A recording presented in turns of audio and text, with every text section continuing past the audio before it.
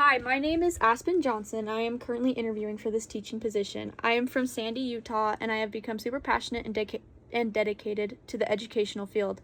I stay up to date on all educational standards and practices, and I believe in being a supportive and engaging educator to be able to best support my students so that they can become the most successful versions of themselves. I have previously worked in a preschool education setting. In this job, I had to write lesson plans, plan for classroom behaviors, and create an engaging learning environment for children at this age. This job is where I first found out about my love of education and being in the classroom. I have also had experience in the classroom through my college education. We were required to spend at least 50 hours in different classrooms to be able to gain experience and knowledge of the classroom setting.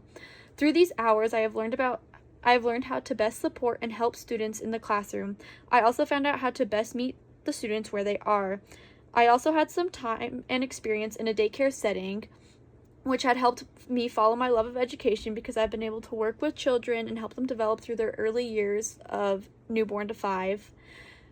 Because of all this experience, I have learned to love the educational field and being an educator. I want to build genuine relationships with my students and support them through their learning processes. I emphasize that classrooms are all unique and we all have many different strategies to use, and through these strategies, we have the ability to influence our students' lives every day.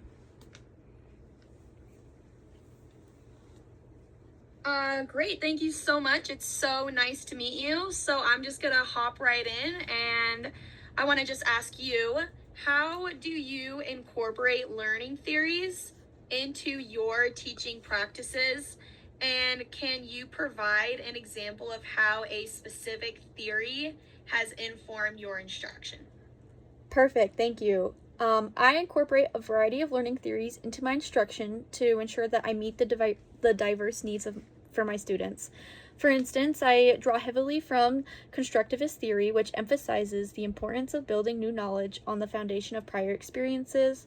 So I design my lessons that are hands-on and exploratory. I like to encourage students to engage with material. And in mathematics, for example, I use manipulatives such as counters or blocks to teach addition and subtraction. These tools help students visualize and internalize abstract concepts, making them more accessible and meaningful. So when I use manipulatives in my classroom, it makes it a lot more engaging for students, and I think that's super important because when we want our students to be able to actively learn, when we have it more engaging and meaningful to them, they're more likely to remember it, and that's kind of like what the constructivist theory focuses on, is their prior experience and building new knowledge.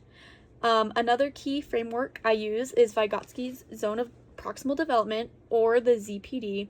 I provide scaffolding by offering targeted support, such as guided practice or hints, and I gradually reduce this assistance as students develop confidence and independence. This approach not only helps students succeed with their ZPD, but also builds their self-efficacy and problem solving.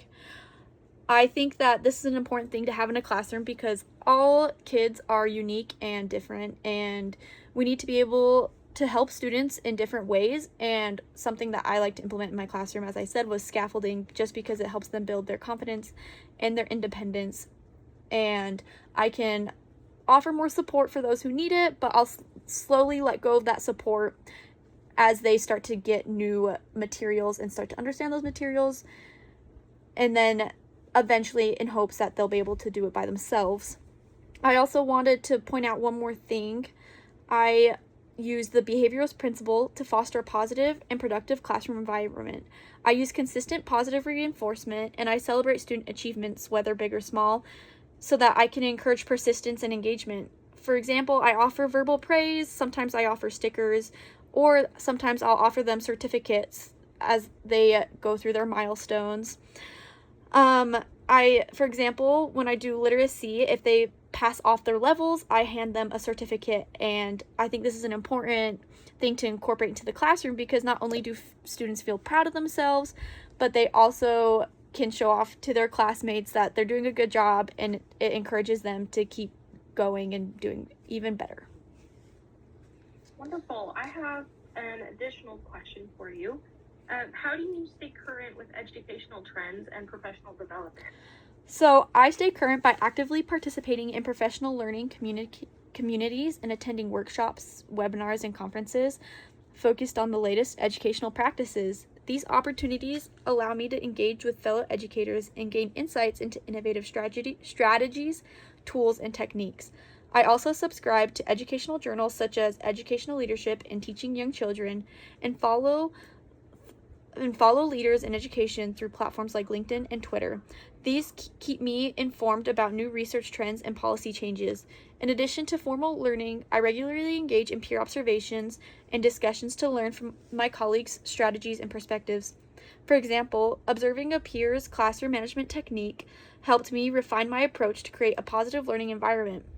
Most importantly, I continually reflect on my teaching practices by using student data and feedback to identify areas of growth. I remain open to constructive feedback from peers, mentors, and even my students, as I believe this is key to professional growth. I prioritize these professional development activities because they help me stay up to date on educational standards, technology, and methodologies.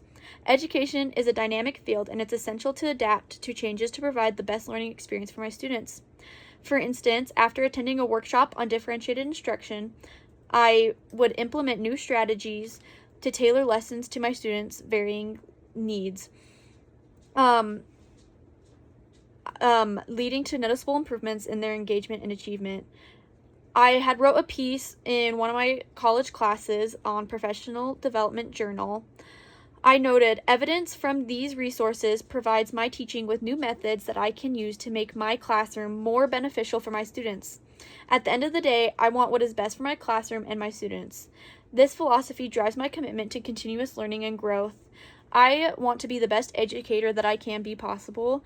And as I had mentioned, when I follow tools and professionals on LinkedIn and Twitter, I am provided with a lot of strategies and information that I include in my own classroom.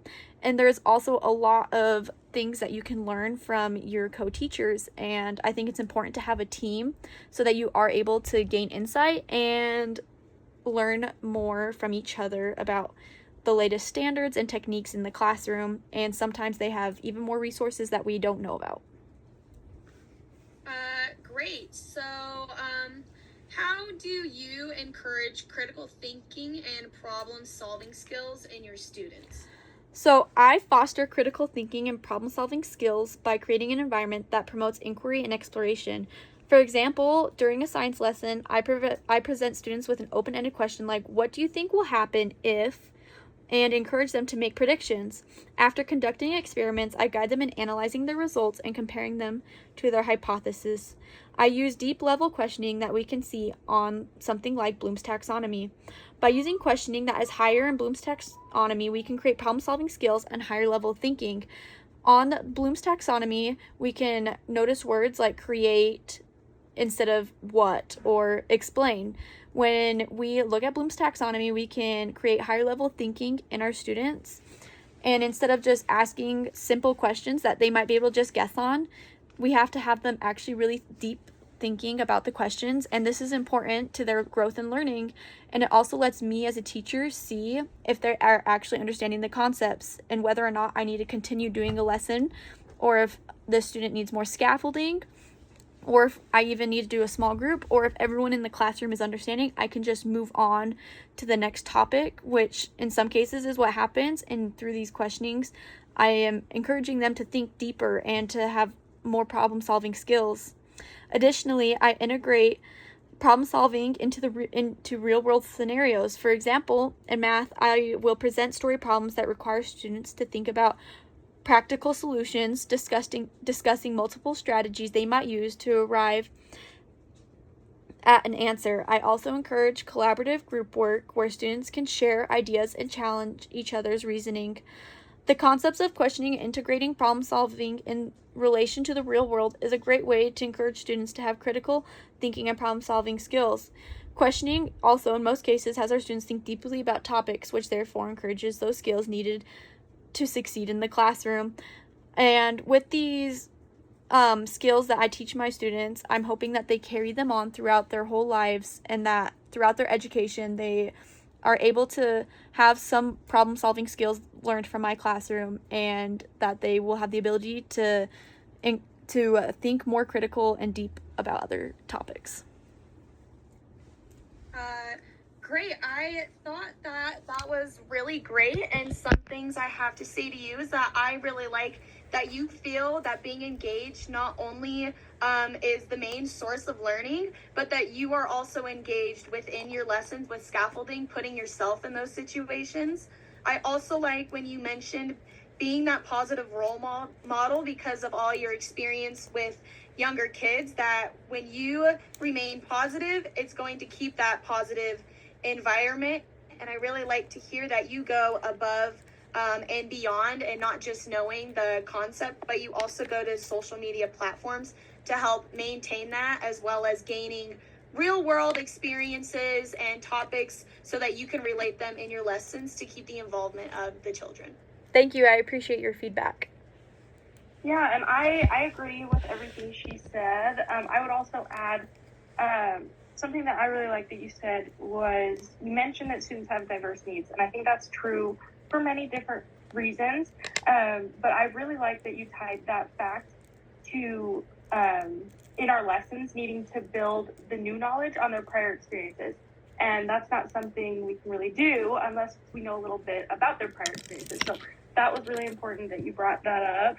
I agree that that's going to be really important in our lessons in our classrooms. Another thing that I agree with that you mentioned was the hands-on activities, the exploration in the classroom.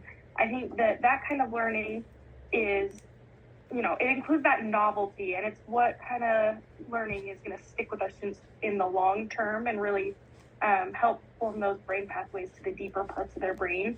And that goes hand in hand with, you said, deeper, more open-ended questions and that deeper thinking. And that goes hand in hand with the scientific method. It's been proven to work. It gets our kids really thinking, using their brains and coming up with new ideas. And I think that all ties together with everything you were mentioning. And I think you're on the right path to really make a difference in the classroom and be a good educator. Perfect. Thank you, guys.